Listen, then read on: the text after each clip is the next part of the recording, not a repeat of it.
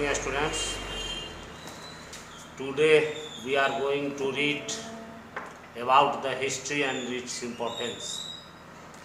ये आपका पहला चैप्टर है, इतिहास और उसका महत्व। हिस्ट्री के बारे में ये कहा जा रहा है कि why are dates important in history. इतिहास में तारीखों का क्या महत्व है। वास्तविक अर्थों में हम देखें तो history is synonyms with dates. History का डेट के साथ समानार्थी संबंध है। बिना तारीखों के इतिहास का अध्ययन संभव नहीं है। लेकिन ऐसा नहीं है कि तारीखों पर विवाद नहीं हुआ है, हमेशा बहस की चीज़ रही है और इतिहास अतीत में भी झांकता है। Insight into the past and how change have affect our life. और किस तरह अतीत में मनुष्य का जीवन कैसा था, इसने हमारे जीवन में किस तरीके से बदलाव लाया और कब लाया, कितने दिन पहले लाया। आज हम प्राचीन इतिहास स्मारकों को देखते हैं, जैसे एलोरा की गुफाएं हैं, अजंता की गुफाएं हैं, बहुत सारे ऐसे मॉन्यूमेंट्स बने हुए हैं, तो हमें देख के ये आश्चर्य होता है। वी वंडर्ड कि how this can be found. ये सब कैसे बनाया गया होगा, कितने साल पहले बनाया गया होगा। आप एलोरा की पेंटिंग्स को देखें, आप अपने बुक्स में सामने देख रहे हैं कि एक फिगर बनी हुई है।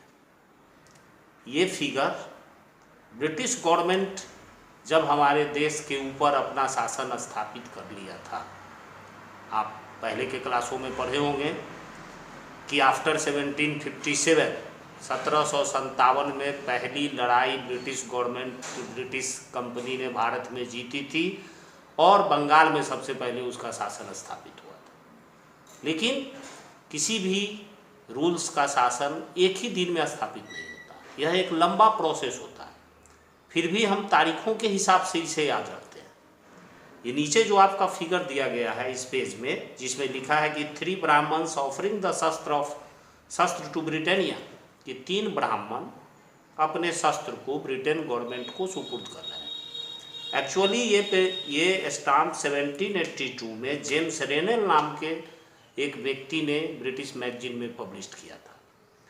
यह ब्रिटिश गवर्नमेंट की इंटेंसिटी को दिखाता है कि दुनिया को यह दिखाना चाहती थी ब्रिटिश गवर्नमेंट कि हमने भारत पर अधिकार वहाँ के लोगों के इच्छा के विपरीत नहीं किया, बल्कि भारत की जो प्राचीन संस्कृति थी, चूँकि भारत हिंदुओं का देश माना जाता है और ब्रिटिश का ये नज़रिया था कि हिंदुओं के देश पर मुस्लिमों ने कब्जा किया है, तो मुस्लिमों के रूल्स को पसंद नहीं करते हैं हिंदू, और उन्होंने अपनी इच्छा से अपने देश के शासन को हमारे हाथों में दिया है। ये इस स्टाम्प के द्वारा, ये जो फिगर बनी हुई है आपके बुक में, उसके द्वारा ये प्रदर्शित होता है। दूसरा कि हिस्ट्री की किसी भी घटना को किसी पार्टिकुलर डेट में उसको कमिट किया ही नहीं जा सकता, क्योंकि इतिहास की घटनाएं लंबे समय तक चलती है, लॉन्ग पीरियड होता है, उसका कोई पार्टिकुलर डेट नहीं होता। वही लिखा है कि sometimes process take place over a period. ऐतिहासिक घटनाएं बहुत लंबे अंतराल में घटित होती हैं, लेकिन उसकी जो इम्पोर्टेंट चीज़ हैं, जैसे कि आप ब्रिटिश गवर्नमेंट 1757 से, हमने अभी आपको बताया कि भारत में शासन स्थापित करना शुरू किया, लेकिन एग्जैक्टली 1757 में पूरे देश पे भारत का ब्रिटिश गवर्नमेंट का शासन स्थापित नहीं हुआ था। इसलिए हम कोई पार्टिकुलर डेट फिक्स नहीं कर सकते कि किस डेट को ब्रिटिश शासन, ब्रिटिश रूल भारत में एस्टेब्लिश्ड हुआ था, क्योंकि यह एक लंबा प्रोसेस था। ब्रिटिश ने बिगिनिंग किया 1757 से और 1780 तक आते आते लगभग पूरे देश पर उसका शासन हो गया था। हिस्ट्री डेट्स के साथ क्यों जुड़ी हुई है? पहला टॉपिक्स है डेट्स इंपॉर्टेंट क्यों है। इसका बहुत ही सिंपल एक्सप्लेनेशन है। इतिहास में हम पढ़ते क्या है, अतीत में जो युद्ध हुए, account of battles, important events, इन चीज़ों के बारे में इतिहास लिखी गई है। और इन चीज़ों को हम डेट्स, तारीखों के रूप में ही समझ सकते हैं। इतिहास के किताबों में उसका विवरण दिया गया है। जैसे इतिहास की किताबों में अक्सर विवरण ये मिलता है, डिस्क्रिप्शन, कि किस राजा ने किस वर्ष उसका क्राउन हुआ, किस वर्ष वह राजा बना, या उसके जीवन की कुछ महत्वपूर्ण घटनाएं हैं, कब उसकी शादी हुई, कब उसके बच्चे हुए, कोई पार्टिकुलर वार किस साल वह लड़ा, कब उसकी डेथ हुई, इन सब चीज़ों को, और फिर कब उसके बाद अगला रूलर कौन बना, किस ईयर में बना। इस तरीके से इतिहास में महत्वपूर्ण जो घटनाएं होती हैं, जिसका जो जानना जरूरी होता है कि किस साल कौन राजा बना, किसका वह लड़का था, उसकी शादी कहाँ हुई थी, उसका उत्तराधिकारी कौन हुआ, किस साल वो मरा, और फिर उसका उत्तराधिकारी सक्सेसर कौन हुआ।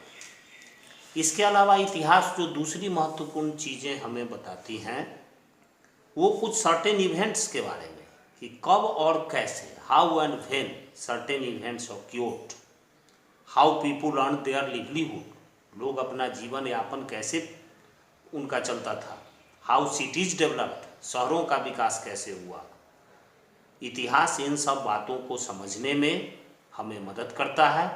विदाउट हिस्ट्री हम अपने अतीत के किसी भी घटना के बारे में नहीं जान सकते हैं, और बिना अतीत को जाने हुए वर्तमान और भविष्य का अनुमान नहीं लगाया जा सकता, उसका मूल्यांकन नहीं किया जा सकता। इसलिए इम्पोर्टेंस हिस्ट्री का इस मायने में है कि यह हमें नई आइडियाज़, न्यू आइडियाज़ और कल्चर डेवलप करने में मदद करता है। सोसाइटी में कैसे चेंज हुआ, किस समय में चेंज हुआ, ओवर टाइम पास्ट क्या था, उसका प्रभाव क्या पड़ा, लोगों के जीवन यापन पर उसका असर क्या पड़ा, इन सब चीज़ों को जानने के लिए हिस्ट्री और उसके तारीखों का महत्व है। दूसरा टॉपिक्स जो आपके बुक में है, व्हाट मेक्स डेट्स इम्पोर्टेंट, किसी भी तारीख को महत्वपूर्ण कौन सी चीज़ें बनाती हैं। आप इतिहास के किताबों में पहले के क्लास में भी पढ़े हैं कि सभी घटनाओं की तारीखें उपलब्ध हैं, जो मुख्य घटनाएं हैं। बाकी जो कॉमन वेज में घटनाएं चली हैं, समाज का डेवलपमेंट कैसे हुआ, प्रोसेस कैसे हुआ, उन सब चीज़ों को तारीखों में नहीं बताया गया, बल्कि तारीखों का महत्व, उन तारीखों को ही महत्व दिया गया है जो इम्पोर्टेंट थे। जैसे उदाहरण के लिए हम 15 अगस्त 1947 को कभी नहीं भूलते हैं।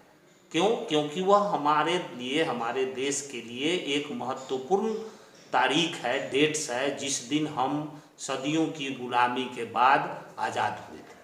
15 अगस्त 1947 को हम जिस तरीके से नहीं भूलते हैं, उसी तरीके से इतिहास में जो भी तारीखें मिली हैं, जो भी तारीखें आप पढ़ते हैं, उनके बारे में उस तारीख को कुछ ना कुछ ऐसी विशेष घटनाएं हुई हैं जिन्हें याद रखना जरूरी है। इसलिए उन्हीं डेट्स को इम्पोर्टेंस दिया जाता है, उन्हीं तारीखों का महत्व है जिस तारीख को कोई महत्वपूर्ण घटना हुई है। अब हमें इसमें पढ़ना है ब्रिटिश रूल के बारे में, कि जब से हमारे देश में ब्रिटिश रूल स्थापित हुआ, उस समय का जो इतिहास लिखा हुआ मिलता है। हिस्ट्री आप पहले भी पढ़े हैं कि हिस्ट्री की चीज़ों को हम आर्कियोलॉजिकल एविडेंस के द्वारा भी जानते हैं, पुरातात्विक अवशेष के द्वारा भी जानते हैं, और उसका जो रिटन डिस्क्रिप्शन लिखा गया है उसके द्वारा भी हमें इतिहास की घटनाओं की जानकारी मिलती है। तो आप इस बात को जान लीजिए कि ब्रिटिश पीरियड का जो इंडियन हिस्ट्री है उसका रिटन डिस्क्रिप्शन है, लिखित है, क्योंकि उस समय तक लिखने का राइटिंग आर्ट आ चुका था, लिखने की कला आ चुकी थी। और ब्रिटिश गवर्नमेंट ने जो भी काम हमारे देश में किया, शासन स्थापना से लेके युद्ध लड़े या कोई वायसराय को नियुक्त किया, उन सभी चीज़ों को रिटन में प्रिजर्व करके ब्रिटिश गवर्नमेंट ने रखा। और ब्रिटिश गवर्नमेंट ने जो डॉक्यूमेंट्स उस समय बना के रखे थे, वही सारे डॉक्यूमेंट्स हमारे इंडियन हिस्ट्री के ब्रिटिश पीरियड के इतिहास का सबसे प्रमुख स्रोत माना जाता है। और चूंकि ब्रिटिश ने सभी चीज़ों को रिटन में किया, लिखित में किया, इसलिए उनको माना जाता है। अब सवाल ये उठता है कि ब्रिटिश गवर्नमेंट ने किस तरीके से हमारे इतिहास के विभिन्न घटनाओं को लिखा है। तो जैसे आप उदाहरण के तौर पे ब्रिटिश गवर्नमेंट, पहले भी हम अभी बताएं थोड़ी देर पहले कि 1757 से वह वार लड़ना शुरू किया, बैटल ऑफ प्लासी से, और 1773 में जब लगभग पूरे नॉर्थ इंडिया पर उसका अधिकार हो चुका था, दक्षिण भारत के भी कुछ क्षेत्रों पर ब्रिटिश रूल स्थापित हो चुका था। हाँ, ये था कि ऐसा नहीं था कि पूरी रियासतें जो हमारे देश की थी वो 1773 तक ब्रिटिश गवर्नमेंट के कब्जे में आ चुकी थी। अभी भी बहुत सारे ऐसे राजे महाराजे थे जो इंडिपेंडेंट थे, जो सुदूरवर्ती क्षेत्रों में थे। लेकिन जो हमारा नॉर्दर्न प्लेन एरिया था और दक्कन प्लेटू एरिया था, वो 1773 तक आते आते ब्रिटिश गवर्नमेंट के कब्जे में आ चुका था। तो 1773 में ब्रिटिश गवर्नमेंट ने भारत का शासन चलाने के लिए एक पोस्ट, एक पद को क्रिएट किया। जैसे आज हमारे देश में आज डेमोक्रेसी है, तो डेमोक्रेसी में हम देखते हैं कि देश का शासन कौन चलाता है, पीएम चलाता है, प्राइम मिनिस्टर। तो ठीक उसी तरीके से देश के शासन चलाने का एक प्रधान होना चाहिए, एक हेड होना चाहिए, जो देश के शासन चलाने का रिस्पॉन्सिबिलिटी रखता हो। इसके लिए ईस्ट इंडिया कंपनी ने एक पोस्ट क्रिएट किया, जिस पोस्ट का नाम रखा गया गवर्नर जनरल। हाँ, एक बात आप इस बात को क्लियर करके रखेंगे कि आप कंफ्यूज नहीं होंगे। ब्रिटिश रूल की जब बात होती है तो ब्रिटिश रूल का मतलब होता है इंग्लैंड देश का शासन। तो इंग्लैंड देश का शासन हमारे देश में दो तरीके से चला है। जैसे सबसे पहले 1757 में इंग्लैंड की एक कंपनी थी, व्यापारिक कंपनी, ट्रेड कंपनी, जो ट्रेड करती थी भारत में, ईस्ट इंडिया कंपनी, उसने इस देश पर शासन स्थापित किया और 1757 से उसका ही शासन चल रहा था। ब्रिटिश गवर्नमेंट का डायरेक्ट रूल भारत पे नहीं चल रहा था, बल्कि British government east India company के माध्यम से देश पर शासन चला रही थी। और यहाँ के शासन चलाने की जिम्मेदारी British company east India company की थी। और ईस्ट इंडिया कंपनी ने शासन चलाने के लिए जो एक पोस्ट क्रिएट किया, उस पोस्ट का नाम रखा गया गवर्नर जनरल। और उस पद पर सबसे पहले वारेन हेस्टिंग्स को नियुक्त किया गया। 1773 में एक लॉ ब्रिटिश गवर्नमेंट ने, ईस्ट इंडिया कंपनी ने पास किया, जिस लॉ के बारे में आप पिछले क्लास में पढ़े भी होंगे, रेगुलेटिंग एक्ट। और उस रेगुलेटिंग एक्ट के माध्यम से वारेन हेस्टिंग्स को भारत का पहला गवर्नर जनरल बनाया गया। इसलिए एग्जाम में जब भी पूछा जाएगा कि who was the first governor general of India, then you will write to Warren Hastings. और वारेन हेस्टिंग्स से लेके अंतिम गवर्नर जनरल लॉर्ड माउंटबेटन हमारे देश के लास्ट गवर्नर जनरल थे, जिन्होंने 1947 में भारत को आज़ादी दी। उस समय तक वही इस देश के गवर्नर जनरल थे। तो ब्रिटिश पीरियड का जो इतिहास लिखा गया है वह गवर्नर जनरल के कार्यकाल, उनके टेनर के आधार पर लिखा गया है। कि ब्रिटिश ने जो इतिहास लिखा उसमें इस तरीके से लिखा गया कि वारेन हेस्टिंग्स के कार्यकाल में कौन कौन सी घटनाएं हुई, उनके बाद और भी बहुत सारे गवर्नर जनरल हुए जिनका नाम आपको बुक में देखा जाएगा, जैसे Hastings, Wellesley, Lord Bentinck, Lord Dalhousie, Canning, Lawrence, Lytton, Ripon, Curzon, Hardinge, Irwin. ये डिफरेंट गवर्नर जनरल थे जो अलग अलग समय में 1757 से लेके 1857 तक 100 वर्षों में, पहले के 100 सालों में इतने सारे गवर्नर जनरल रहे। और इन गवर्नर जनरलों के टेनर में, उनके कार्यकाल में जो महत्वपूर्ण घटनाएं हुई, उन घटनाओं को उन गवर्नर जनरल के पीरियड के आधार पर बांटा गया है। आप अपने बुक में देख सकते हैं कि Lord Curzon of Kedleston was appointed viceroy of India January 1899। आप देख रहे हैं कि 1899 में वायसराय। अब एक कन्फ्यूजन आप थोड़ा दूर कर लेंगे कि कहीं आप देख रहे हैं लिखा हुआ कि गवर्नर जनरल, कहीं आप देख रहे हैं वायसराय, तो आखिर ये दोनों में कन्फ्यूजन क्या है? तो इसमें एक थोड़ा सा टेक्निकल डिफरेंस है। 1757 से 1857 1857 तक इस देश पर ईस्ट इंडिया कंपनी का शासन था। तो उसका जो शासन का चीफ होता था उस पद का नाम था गवर्नर जनरल। 1857 में क्रांति हुई हमारे देश में। उस क्रांति के बाद ब्रिटिश रूल तो ख़त्म नहीं हुआ, लेकिन ईस्ट इंडिया कंपनी का शासन खत्म हो गया। उसके बाद ये बदलाव आया था हमारे देश में कि भारत का शासन ईस्ट इंडिया कंपनी के बदले सीधे ब्रिटिश पार्लियामेंट से चलने लगा। और जब ब्रिटिश पार्लियामेंट से चलने लगा शासन, सीधे क्वीन विक्टोरिया के क्राउन के अधीन हमारे देश का शासन हो गया, ईस्ट इंडिया कंपनी को बीच से हटा दिया गया। तो 1857 के रिवोल्ट के समय गवर्नर जनरल थे लॉर्ड कैनिंग, और वो ईस्ट इंडिया कंपनी के अपॉइंट किए गए गवर्नर जनरल थे। और 1857 के रिवोल्ट के बाद जब भारत के एडमिनिस्ट्रेटिव सिस्टम में बदलाव आया, जब भारत का शासन ब्रिटिश पार्लियामेंट के द्वारा चलने लगा, तो उस पद का नाम चेंज कर दिया गया, governor general convert into viceroy. और लॉर्ड कैनिंग जो लास्ट गवर्नर जनरल थे 1857 में, he became the first viceroy of India. यानी 1858 में लॉर्ड कैनिंग ही भारत के पहले वायसराय बने। ये कन्फ्यूजन आप दूर रखेंगे, सिर्फ पद के नाम में डिफरेंस हो गया, काम वही रहा। जो काम पहले गवर्नर जनरल करते थे 1857 के पहले, पूरे देश का शासन उनके अधीन था, वही काम वायसराय भी करते थे। चूँकि कंपनी का शासन जब तक था तो उनके रिप्रेजेंटेटिव के पोस्ट का नाम गवर्नर जनरल था, और जब ब्रिटिश पार्लियामेंट से हमारे देश का शासन चलने लगा तो उस पोस्ट का नाम वायसराय कर दिया गया। इसमें इसलिए ज़्यादा कंफ्यूज होने की ज़रूरत नहीं है कि लेफ्टिनेंट गवर्नर जनरल क्या है और वायसराय क्या है इसके बारे में।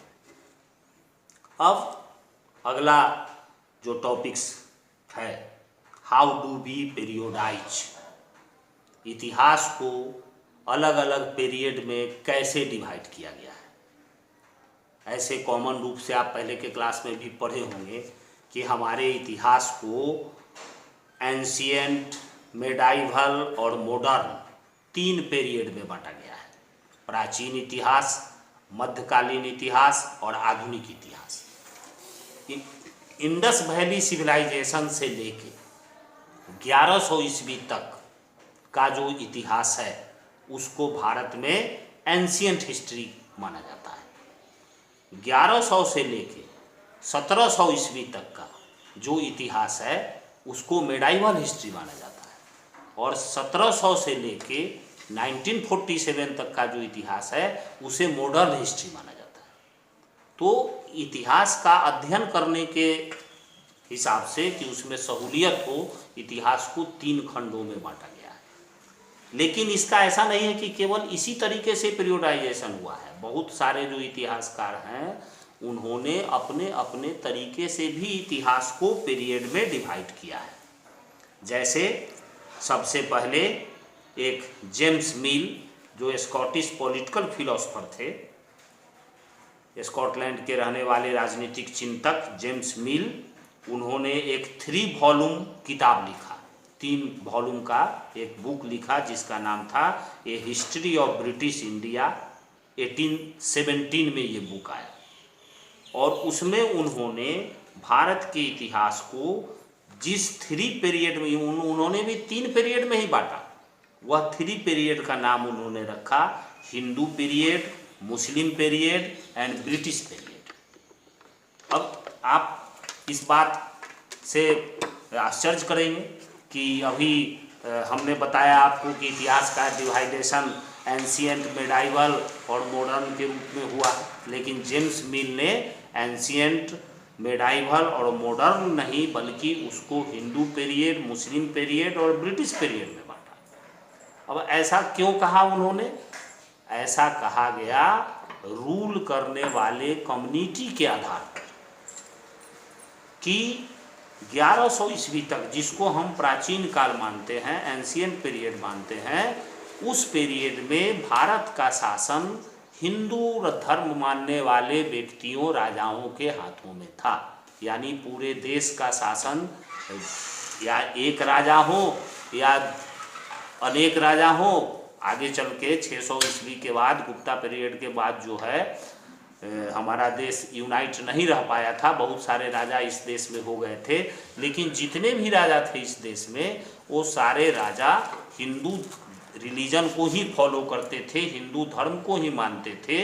इसलिए रूलर के रिलीजन के आधार पर जेम्स मिल ने ये पीरियोडाइजेशन किया है कि शासकों का धर्म क्या था, जो जिसको हम मेडाइवल पीरियड कहते हैं, मध्यकाल। तो आप इतिहास में पढ़े हैं कि 1100 ईस्वी के बाद हमारे देश में मुस्लिम शासकों ने अपना शासन स्थापित कर लिया था। तो मध्यकाल का इतिहास जो मुस्लिम पीरियड था, उस मुस्लिम पीरियड को मुस्लिम पीरियड के नाम से जाना गया है, क्योंकि उस समय हमारे देश के जितने भी रूलर थे वो सभी मुस्लिम थे। उसके बाद जो मॉडर्न पीरियड है 1700 से लेके 1947 तक, तो आप अच्छी तरह जानते हैं, अभी हम बताए हैं कि 1750 से British government east India company ने हमारे देश में शासन स्थापना करना शुरू किया प्लासी के बैटल के बाद। तो 1757 से लेके 1947 तक इस देश के रूलर ब्रिटिश थे, अंग्रेज थे, इसलिए जेम्स मिल ने उसको इस पीरियड को ब्रिटिश पीरियड कहा है। ये जो पीरियोडाइजेशन हुआ है, कालखंड में जो इतिहास को बांटा गया है, इस बांटने के पीछे जो उद्देश्य है वह ये बताना है कि विभिन्न कालखंड में हमारे देश के लोगों के, हमारे देश के सोसाइटी का, हमारे देश के रूल का कैरेक्टरिस्टिक्स क्या था, विशेषताएं क्या थी। उस समय की मुख्य विशेषताओं को हाईलाइट करने के लिए ये पीरियोडिक डिवीजन किया गया है। जेम्स मिल अपने को एशियनों से ज़्यादा सिविलाइज्ड मानते थे, यानी जेम्स मिल की ये मेंटालिटी थी कि वह सोचता था कि यूरोपियन जो है वो ज़्यादा सभ्य हैं, सिविलाइज्ड हैं, और एशिया को बंदर, भालू, सांप और मदारी का खेल दिखाने वाला देश इस देश को मानते थे ब्रिटिश के नज़र में हमारा देश बिल्कुल पिछड़ा हुआ था। और उसके पीछे कारण भी था, हमारे देश के समाज भी ऐसा था कि उसको पिछड़ा मानने में कोई गलत नहीं था। कि क्यों ब्रिटिश पिछड़ा मान रहा था, इस पर आप सवाल नहीं उठा सकते हैं। जाति के नाम पर सती प्रथा, बाल विवाह, विधवा प्रताड़ना, इस तरह की बहुत सारी ऐसे सोसाइटी में बुराइयां थी जो एक एजुकेटेड और सिविलाइज्ड सोसाइटी उसको किसी भी तरीके से टॉलरेट नहीं कर सकता है। तो चूँकि ब्रिटिश सिविलाइज्ड थे, एजुकेटेड थे यूरोपियन, और एशिया के देश उस समय सिविलाइज्ड नहीं हुए थे, इसलिए यह नेचुरल ही था, स्वाभाविक था कि ब्रिटिश भारतीयों को अपने से लेस सिविलाइज्ड समझते थे। और उन्होंने, जेम्स मिल ने अपने इस बुक में इस बात को दिखाया है कि ब्रिटिश पीरियड के पहले भारत जो है वह बिल्कुल British came to India one of darkness. उन्होंने स्पष्ट लिखा है कि जब ब्रिटिश भारत में आए तो भारत अंधकार युग में जी रहा था, डार्कनेस में जी रहा था। डार्कनेस कहने का मतलब ये नहीं था कि पूरे देश में अंधेरा था, दिन और रात होते थे। उनका डार्कनेस कहने का मतलब था कि lack of knowledge, lack of civilisation, सभ्य नहीं थे हमारे देश के लोग, और ज्ञान का अभाव था। तो इसलिए जेम्स मिल ने अपने पुस्तक में स्पष्ट रूप से लिखा है कि जब ब्रिटिश वहाँ भारत में आए तो वहाँ एक ज्ञान का अंधेरा था, असभ्य, बड़बड़, पिछड़े, अनसिविलाइज्ड लोग इस देश में रहते थे। मिल के अनुसार भारत चूँकि was a land ruled by Muslim despots, he said it was characterized by religious intolerance, ignorance, caste hierarchy and orthodoxy. मिल ने अपने पुस्तक में स्पष्ट लिखा है, चूँकि भारत में मुस्लिमों का वंशानुगत शासन था, पिता के बाद उसका पुत्र रूल करता था इस देश में, इसलिए यह देश पूरी तरीके से रिलीजियस इंटॉलरेंस, धार्मिक असहिष्णुता, इंटॉलरेंस का मतलब होता है कि हम अपने से अलग धर्म वाले लोगों का सम्मान नहीं करते हैं, इसी को इंटॉलरेंस, हिंदी में असहिष्णुता कही जाती है। कि यदि हम हिंदू धर्म को मानते हैं तो मुस्लिम धर्म के प्रति हमारा नज़रिया अच्छा नहीं है, तो हमारा जो ये नज़रिया है दूसरे धर्म के प्रति, जो हम उसको सम्मान नहीं देते हैं या ये मान के चलते हैं कि हिंदू धर्म ही अच्छा है और इस्लाम धर्म खराब है, तो हमारा ये विचार इंटॉलरेंस कहा जाएगा, असहिष्णु कहा जाएगा। तो भारत में चूंकि मुस्लिम लोगों का जो रूलर था वह इंटॉलरेंस रूल था। हिंदुओं पर, आप पढ़े हैं मुस्लिम पीरियड में, पहले के क्लास में पढ़े होंगे कि हिंदुओं पर रिलीजियस टैक्स लगाया जाता था। इस्लाम के अलावा दूसरे धर्म वालों के साथ अच्छा व्यवहार नहीं किया जाता था। तो ये भारत में थी विशेषताएं। कास्ट हियरार्की थी, जातिगत भेदभाव, उसके अलावा दकियानुसी विचार, ऑर्थोडॉक्स परंपरागत, जैसे सती प्रथा को मानना, बाल विवाह को मानना, ये सब ऑर्थोडॉक्स टाइप के रूल्स रेगुलेशन थे जो हमारा देश फॉलो करता था। तो ब्रिटिश, ये जेम्स मिल ने लिखा कि if India would be civilised, Bharat को तभी सभ्य बनाया जा सकता है जब वहाँ ब्रिटिश रूल स्थापित हो। ब्रिटिश शासन को स्थापित किए बगैर भारत को सभ्य नहीं बनाया जा सकता है। ये ब्रिटिश गवर्नमेंट का सोच था, उनका थॉट था कि जब हम भारत में पढ़े लिखे लोगों का शासन होगा, चूँकि इसके पहले धार्मिक धर्मांध लोगों का शासन इस देश में है जो धर्म के आधार पर रूल चलाते हैं, और यह सही भी था। हिंदू रूल जो था वह हिंदू धर्म के सिद्धांतों के आधार पर चलता था। जब मुस्लिम पीरियड हमारे देश में आया तो इस्लाम के सिद्धांतों के आधार पर शासन चलाया जाता था। इन दोनों चीज़ों को अंग्रेजों ने गलत माना। उनका कहना था कि नहीं, रूल ऑफ लॉ होना चाहिए देश में, और आज डेमोक्रेसी की सबसे बड़ी विशेषता है रूल ऑफ लॉ, कानून का शासन। आज किसी व्यक्ति का शासन नहीं है। और तो इस रूल ऑफ लॉ को स्थापित करने वाला ब्रिटिश ही था कि उसने इस देश में आके बिना जातिगत भेदभाव किए हुए देश के सभी जाति, सभी धर्म के लोगों के लिए एक रूल्स और रेगुलेशन तय किया, जिस रूल्स रेगुलेशन के आधार पर उन पर शासन किया जाता था। तो ये तो जेम्स मिल का पीरियोडाइजेशन था, ये हिंदू मुस्लिम ब्रिटिश पीरियड।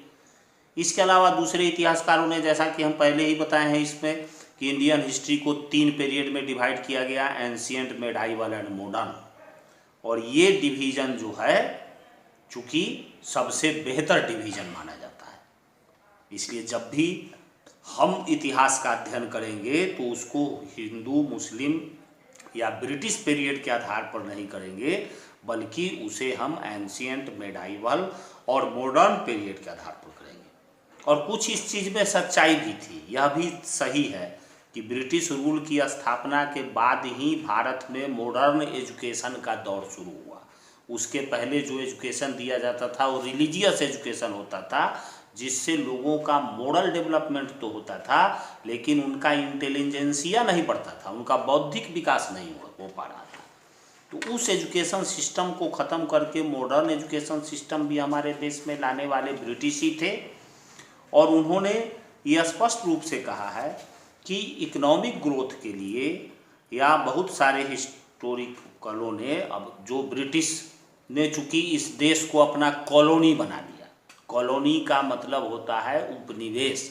आज के युग में जो कॉलोनी कही जाती है उस कॉलोनी को आप कॉलोनी नहीं मानिए। आज के युग में कॉलोनी किसको कहा जाता है? आज शहरों में देखते हैं कि एक जगह 10, 20, 50 घर इकट्ठे बन जाते हैं, उसको एक नाम दे दिया जाता है कि कॉलोनी है। तो सेंस लगभग वही है, लेकिन उस समय कॉलोनी वर्ड का यूज किया जाता था कि कोई ताकतवर देश अपने से कमज़ोर देश पर अधिकार कर लेता था तो वह कमज़ोर देश उस देश का कॉलोनी कहा जाता था, जिसको हम हिंदी में उपनिवेश कहते हैं।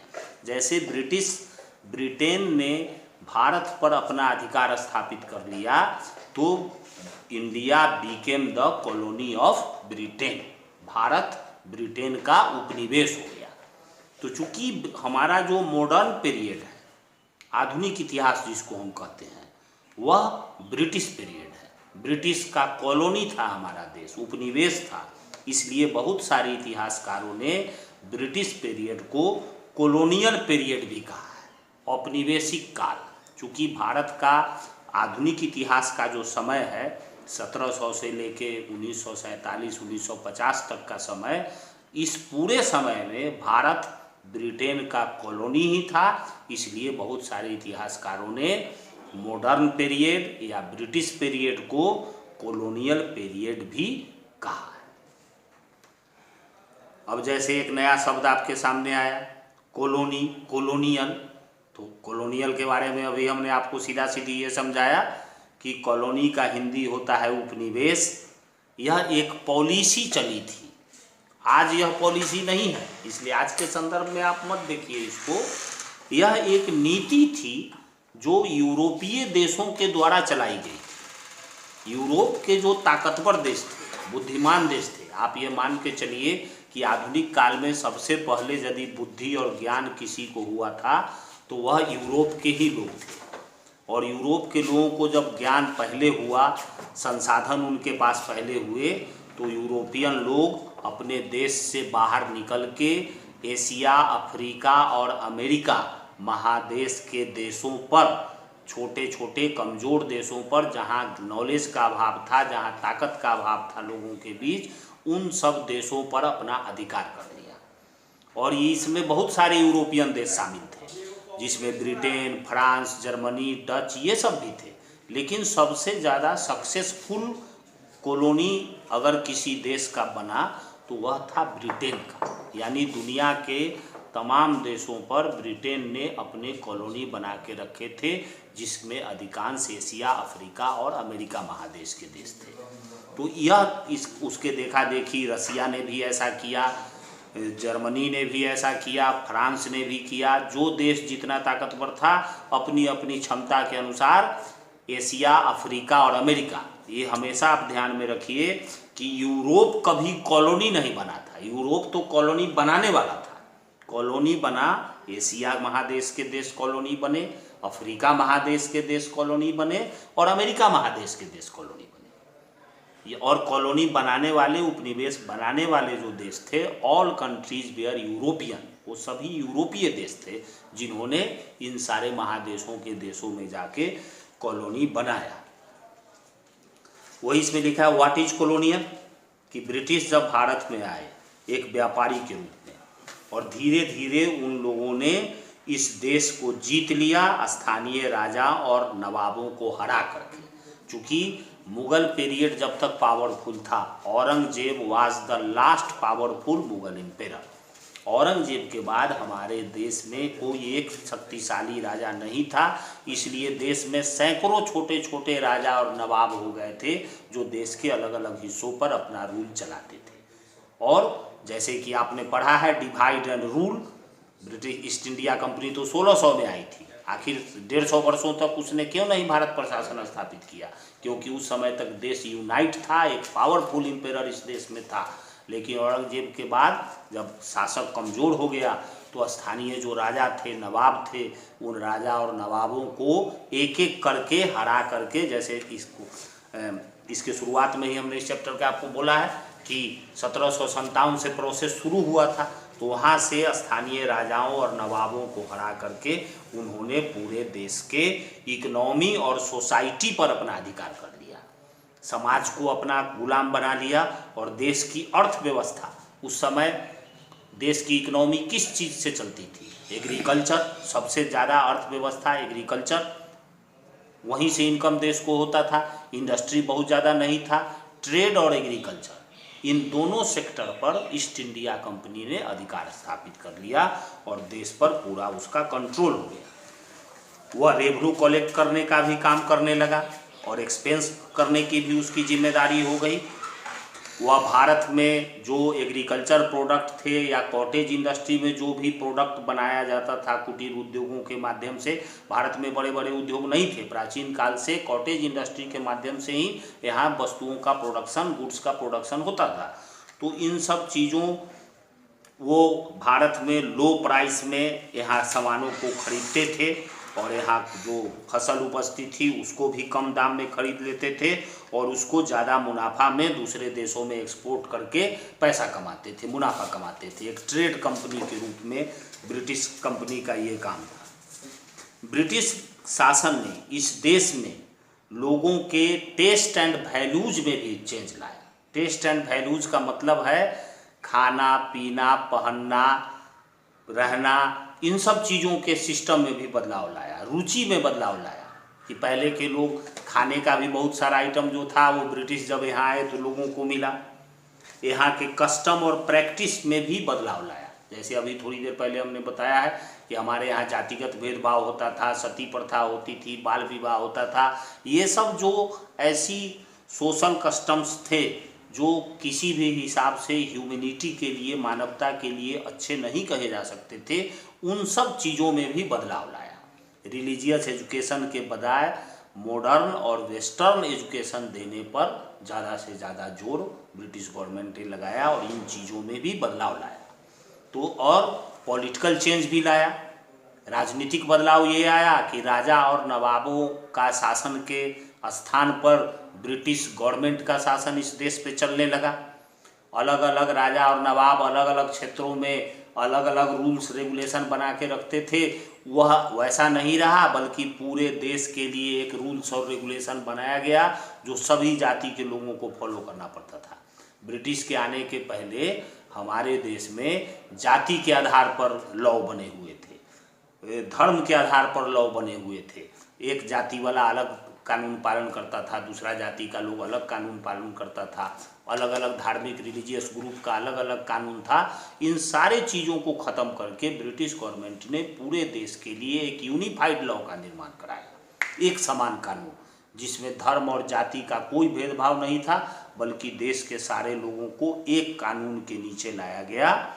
और यह जो बदलाव हमारे देश में आए अंग्रेज़ों के आने के बाद, हमारे देश में जो पॉलिटिकल, इकोनॉमिक, सोशल और जो कल्चरल चेंज आए, राजनीतिक, आर्थिक, सामाजिक और सांस्कृतिक बदलाव जो इस देश में आया, इस पीरियड को, इसी घटना को, यह जो पूरा इवेंट हुआ कि ब्रिटिश गवर्नमेंट आया, भारत के ईस्ट इंडिया कंपनी तो पहले से थी इस देश में, 1600 में आ गई थी।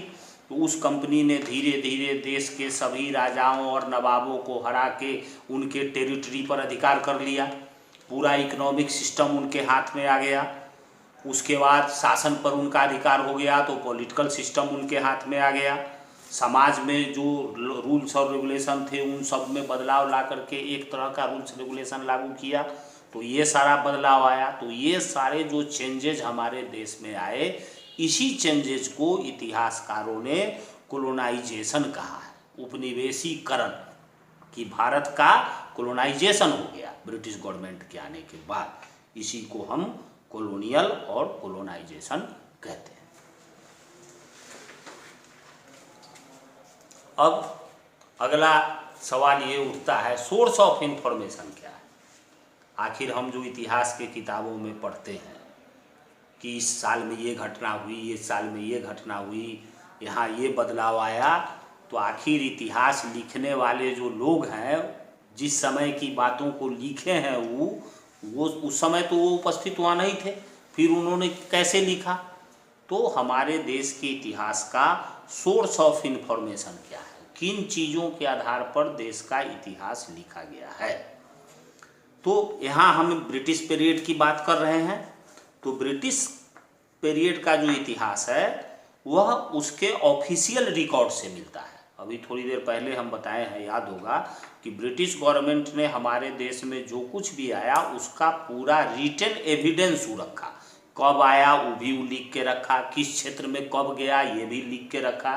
जो जो काम ब्रिटिश से आने से लेकर के और इस देश में जो भी चेंजेस ब्रिटिश गवर्नमेंट लाया वो सबका रिटन रिकॉर्ड ब्रिटिश गवर्नमेंट ने बनाया। पूरे एडमिनिस्ट्रेटिव सिस्टम का वही लिखता है कि British ensured that every policy, direction and plan was written clearly. जितना भी नीति बनाया गया, जितनी भी योजनाएं बनाई गई, जो भी निर्देश दिए गए, इन सभी चीज़ों का रिटन रिकॉर्ड रखा गया। सभी administrative report, communication and documents are catalogued. जितना भी, जैसे कोई ऑफिसर को कोई आदेश दिया, उस आदेश को भी, जो डॉक्यूमेंट्स था, जो कागजात थे, जो कम्युनिकेशन का डॉक्यूमेंट्स था, वो सब चीज़ों को एक जगह इकट्ठा करके सुरक्षित रखने का काम किया। और इसके लिए ब्रिटिश गवर्नमेंट ने अपने सभी एडमिनिस्ट्रेटिव इंस्टीट्यूशन में एक अलग से रिकॉर्ड रूम बनाया। आज भी आप जाएंगे, जहाँ भी हमारे आज भी गवर्नमेंट का जो भी ऑफिस है, वहाँ आप जाएंगे तो वहाँ एक रिकॉर्ड रूम होता है जहाँ सरकार का पूरा रिकॉर्ड रखा होता है। तो ये इस काम का शुरुआत मुगल पीरियड में ऐसा नहीं था। जब ब्रिटिश गवर्नमेंट आई तो उसने अपने सारे कामों को, पहला काम तो किया कि रिटर्न लिखवाया साफ साफ, और उसको रिकॉर्ड को रखने के लिए सभी ऑफिसों में एक रिकॉर्ड रूम बनवाया। इसके अलावे कुछ ऐसी बहुमूल्य चीज़ें थीं जिनको सुरक्षित रखना जरूरी था, तो उसके लिए म्यूजियम का निर्माण करवाया गया। पुरानी चीज़ें, पांडुलिपियाँ, पुराने हाथ से लिखे चीज़ वगैरह जो ऐतिहासिक चीज़ मिले थे, उन सब को रखने के लिए आर्कीव्स भी बनवाए गए। लाइब्रेरी बनाया गया जहाँ प्राचीन पुस्तकों को संग्रहित करके रखा जा सकता है। ये सब ब्रिटिश के आने के पहले इस देश में इस तरह का कोई सिस्टम नहीं था। ब्रिटिश ही जब आया तो उसने इन सारे रिकॉर्डों को सुरक्षित रखने के लिए रिकॉर्ड रूम, म्यूजियम, आर्कीव्स और लाइब्रेरी बनाए गए, और इनको स्थानीय, लोकल और प्रोविंशियल और दूसरे लेवल पर इन सारे रिकॉर्ड को रखा गया। अब जैसे कोई ब्लॉक लेवल का ऑफिस था तो उस ब्लॉक से रिलेटेड रिकॉर्ड वहाँ थे, डिस्ट्रिक्ट से रिलेटेड रिकॉर्ड डिस्ट्रिक्ट के रिकॉर्ड ऑफिस में थे, किसी राज्य का पूरा रिकॉर्ड जो प्रोविंशियल ऑफिस था, रिकॉर्ड रूम था, वहाँ रखते थे। तो इस तरह का एक सिस्टम ब्रिटिश गवर्नमेंट ने इस देश में बनाया कि जो भी काम हो, जो भी योजनाएं बनाई जाए, जो भी काम किया जाए, उन सब चीज़ों का बाकायदा रिकॉर्ड रखा जाए। और इसके लिए डॉक्यूमेंट को लिखने के लिए कैलीग्राफिस्ट नियुक्त किए गए, हस्तलेखक विशेषज्ञ जिसको कहते हैं, जो हाथ से लिखने में एक्सपर्ट होता है उसको कैलीग्राफिस्ट कहते हैं। तो ऐसे कैलीग्राफिस्ट को बुलवा के, चूँकि उस समय प्रिंटिंग प्रेस का ज़्यादा आविष्कार हुआ ही नहीं था हमारे देश में, तो जो भी चीज़ें लिखी गई थी वो हैंड रिटन थी। और ऐसा नहीं था कि सिर्फ उस समय की चीज़ों को ही वह फिर से लिखवाया। प्राचीन ऐसी चीज़ें जो भोजपत्र वगैरह पर लिखी हुई थी, स्टोन पर लिखी हुई थी, जो नष्ट होने के कगार पर थी कि वो अब नष्ट हो जाएगा, तो उन सब चीज़ों को भी कैलीग्राफर्स के माध्यम से नए तरीके से ब्रिटिश गवर्नमेंट ने लिखवा के रखा और उसका प्रिंटिंग, कॉपीज करा के रिकॉर्ड रूम में गवर्नमेंट के डिपार्टमेंट में उपलब्ध कराए गए। तो ये सारे काम जो ब्रिटिश गवर्नमेंट ने किए, यही पूरा रिकॉर्ड और इन्फॉर्मेशन भारत में इतिहास लिखने वालों को मिला है, और उसी रिकॉर्ड के आधार पर हमारे देश का ब्रिटिश काल का हिस्ट्री लिखा गया है। ब्रिटिश पीरियड में कौन कौन घटनाएं हुई, कैसे हुई, क्या हुई, इन सब चीज़ों का जो रिटन विवरण ब्रिटिश सरकार ने यहाँ रखा था, उसके आधार पर ही यही हमारे देश के ब्रिटिश पीरियड के हिस्ट्री का सोर्स माना जाता है। उसके बाद दूसरा जो काम ब्रिटिश गवर्नमेंट ने महत्वपूर्ण काम करवाया, सर्वे। सर्वे का मतलब होता है पूरे देश का निरीक्षण करवाना। तो पूरे देश का सर्वे में एक चीज का सर्वे नहीं होता है। ब्रिटिश गवर्नमेंट ने जो सर्वे करवाया कि इस देश में कितना लैंड प्रॉपर्टी है, कितने लैंड में कितना भाग पर जंगल है, किस तरह के जंगल हैं, एक एक जंगल, एक एक लैंड एरिया, नदी, तालाब, कैनल, नहर, इन सब चीज़ों का भी पूरे देश में गिनती करवाया ब्रिटिश गवर्नमेंट कि किस राज्य में कितना नदी है, किस राज्य में कितना कैनल है, किस राज्य में कितने क्षेत्र में जंगल है, किस जंगल में किस तरह के पेड़ पाए जाते हैं, किस जंगल में कौन कौन से जानवर पाए जाते हैं, कितनी उनकी संख्या है। मतलब सिर्फ, और मनुष्य को भी गिना, पहले पॉपुलेशन कितना है इस देश का ये गिनती भी करवाया। और ये समझिए कि सिर्फ मनुष्य का ही गिनती नहीं करवाया ब्रिटिश गवर्नमेंट, बल्कि इस देश के पेड़ पौधा से लेके, जंगली जानवर से लेके, नदी, तालाब, नहर का भी काउंटिंग करवाया गया पूरे देश में, और उसका पूरा रिकॉर्ड बनाया गया कि हमारे देश में कितनी नदियां हैं, कितने नहरें हैं, कितना पहाड़ है, कितना क्षेत्र में जंगल है, किस जंगल में किस तरह के पेड़ पाए जाते हैं, किस जंगल में किस तरह के जानवर पाए जाते हैं। ये सारा काम भी ब्रिटिश गवर्नमेंट ने किया है इस देश में। ऐसा नहीं है कि आप ये मान के चलिए कि ब्रिटिश ने इस देश में कुछ नहीं किया। ब्रिटिश ने बहुत कुछ किया है इस देश में। ब्रिटिश पीरियड में ये सारा काम तो आज की सरकारें नहीं कर पा रही है। आज एक बीपीएल का सर्वेक्षण होता है, वो भी सही से नहीं होता। आप अंदाज़ा लगाइए कि उस समय हमारा देश, भारत, पाकिस्तान, नेपाल, भूटान सब एक ही था। इतना बड़ा देश का, पूरे देश का लैंड सर्वे करवाना, जंगलों का सर्वे करवाना, रिवर का सर्वे करवाना, ये सब कितना मुश्किल और कठिन काम है। जबकि आने जाने का साधन भी उस समय नहीं था। उस पीरियड में ब्रिटिश गवर्नमेंट ने ये सारे करवाए। ये सेंसस जो है 19वीं सेंचुरी में जनगणना शुरू करवाया गया। जैसा अभी हमने कहा कि मनुष्य के साथ साथ जानवर, जंगल, वन, पहाड़, इन सब चीज़ों का भी सर्वे किया गया और उसका पूरा एक रिकॉर्ड बना करके सुरक्षित रखा गया, प्रिजर्व रखा गया कि हाँ इस देश में इतने सारे चीज़ हैं। और ये किन किन चीज़ों के सर्वे हुए? Botany, zoology, archaeology and forest. अभी हम बताए हैं थोड़ी देर पहले आपको कि वनस्पति, जंतु, ये सब चीज़ का सर्वे कराया गया कि कितना जंगल है, कितना कौन कौन से लकड़ी हैं, आर्कियोलॉजिकल पुरातत्व, फॉरेस्ट कितने हैं। तो ये सर्वे रिपोर्ट जो सर्वे करवाया था ब्रिटिश गवर्नमेंट, उस सर्वे का जो रिपोर्ट है, जो रिकॉर्ड है, वह रिकॉर्ड ही हमारे देश के इतिहास का सबसे बेहतर इंफॉर्मेशन सोर्स ऑफ माना जाता है कि उसके आधार पर ही ब्रिटिश पीरियड का इतिहास लिखा गया है। अब सवाल लास्ट है इसमें कि what official record do not reveal. अब जितने सरकार के बनाए गए रिकॉर्ड थे उनसे क्या सभी चीज़ों की जानकारी मिल जाती है? नहीं।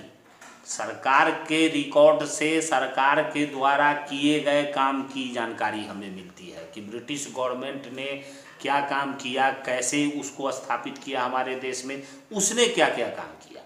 लेकिन कॉमन पीपुल, सामान्य लोग जो इस देश के थे, उनके द्वारा किए जा रहे एक्टिविटी और काम का ब्रिटिश ऑफिशियल रिकॉर्ड में कोई जगह नहीं है, क्योंकि उनका सर्वे वो करवाया नहीं था, वो गवर्नमेंट वर्क का सर्वे करवाया था। तो वही इस टॉपिक्स में कहता है कि what official records do not reveal. Official record किस चीज़ को नहीं बताती है, किस चीज़ पर से पर्दा नहीं उठाता है। वही लिखा है कि even though these official record tell us several interesting things, they do not throw light on the day-to-day life of people. day-to-day life, लोगों के दैनिक जीवन के बारे में इस रिकॉर्ड से कोई पता नहीं चलता है कि भारत के कॉमन पीपुल कैसे अपना दिन बिताते थे, कैसे उनका जीवन यापन चलता था, उनका डे टू डे लाइफ कैसा था, इसके बारे में उस रिपोर्ट में कुछ नहीं है। जैसे for this we have to depend on other source, लोगों के सोशल लाइफ के बारे में ब्रिटिश रिकॉर्ड से पता नहीं चलता है, बल्कि उनके बारे में जो हम इतिहास में पढ़ते हैं कि लोगों का जो सामाजिक जीवन कैसा था, उनका आर्थिक जीवन कैसा था, वह हमें मिलता है ट्रैवलर्स, जो यात्री इस देश में दूसरे देश के आए थे उनके द्वारा लिखे गए विवरण से। लीडर्स एंड रिफॉर्मर्स, इस देश के जो समाज सुधारक थे, जो नेता थे, उन लोगों के द्वारा जो स्पीच दिए गए, उनके द्वारा जो किताब लिखा गया, बहुत सारे हमारे देश के नेताओं ने ब्रिटिश पीरियड में किताब लिखा, गांधी जी, नेहरू, सुभाष चंद्र बोस, बाल गंगाधर तिलक।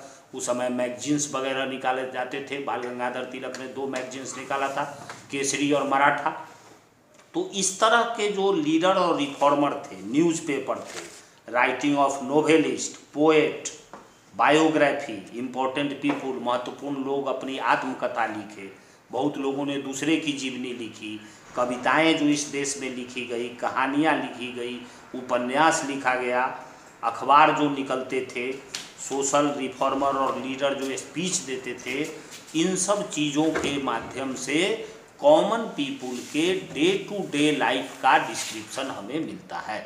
चूँकि ये सारे जो लीडर्स थे, रिफॉर्मर्स थे, या न्यूज़पेपर में जो चीज़ें छपती थी, या जो कवि थे या लेखक थे, वे लोग आम लोगों के बीच रहते थे और उनके प्रॉब्लम, उनकी भावनाओं के बारे में, उनके इमोशन के बारे में लिखते थे। इसलिए ब्रिटिश जो ऑफिशियल रिकॉर्ड है वह कॉमन पीपुल के बारे में नहीं बताती है। कॉमन पीपुल के बारे में जो कुछ भी हम इतिहास में पढ़ते हैं वह इन्हीं लोगों का देन है। Accounts of traveller, leader, reformer, newspaper, writing of novelist, poet, biographic, जो महत्वपूर्ण लोगों का था, उन लोगों ने जो अपनी किताबों में, अपनी पुस्तकों में जो कुछ भी लिखा है, जैसे नेहरू ने डिस्कवरी ऑफ इंडिया लिखा, महात्मा गांधी ने हिंद स्वराज लिखा, बहुत सारे ऐसे पुस्तकें हैं।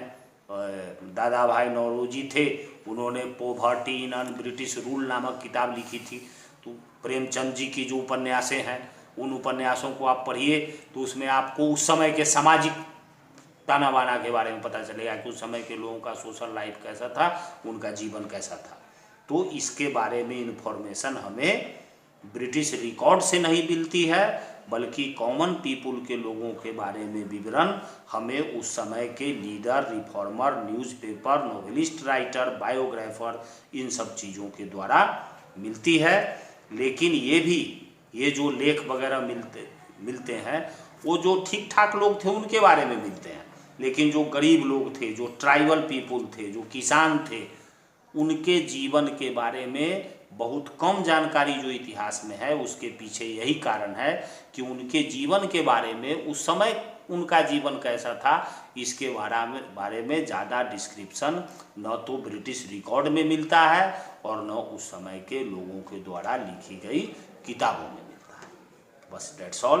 ये आपका फर्स्ट चैप्टर है। इसको आप सबसे पहला काम ये करेंगे कि बुक को पूरा रीड करेंगे, और ये जो इसमें लिखा हुआ रीडिंग करने के बाद हमने जो बताया है उसको पूरा दिमाग में आप समझ के रखेंगे, सब ठीक है, कोई ज़्यादा